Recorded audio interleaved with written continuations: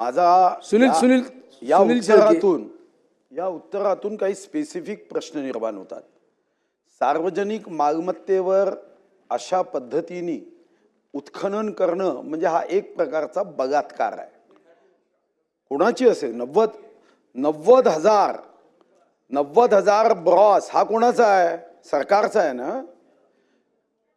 अध्यक्ष महाराज, माझे स्पेसिफिक प्रश्न आहे की आपण अनेक कायदे बदलतो। माझ्याही जिल्ह्यात अशा घटना घडल्या। मी काल सांगितलं की रेती माफिया मला पराभूत करण्यासाठी त्यांनी पैसे वाटले। काल मी सांगितलं की रेती मोफत करा आणि सँड सेस लावा। हे यातून जन्माला आलेले हे सारे शत्रू आहेत। माझा स्पेसिफिक माननीय मंत्री महोदयांना प्रश्न आहे। ते म्हणाले की पहिल्यांदा चौकशी अहवाल आला आणि मग मंत्री महोदयांना शंका आली की कुछ तो भी गडबड है, दया कुछ तो गडबड है, आणि म्हणून त्यांनी पुन्हा त्याची चौकशी केली। तेव्हा लक्षात आलं।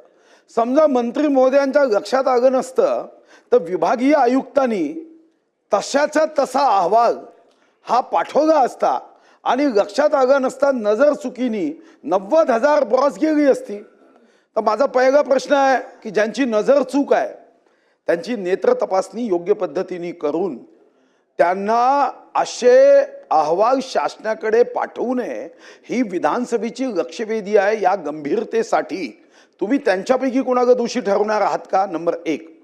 नंबर 2, तुम्ही निलंबित केलं, आम्हाला मनापासून आनंद झाला। धडाकेबाज मंत्री म्हणून आम्हाला आनंद आहे। पण मला सुद्धा अनुभव आहे आणि तुमचाही अनुभव आहे की हे निलंबन 6 महिन्यानंतर मागे घेतलं जातं।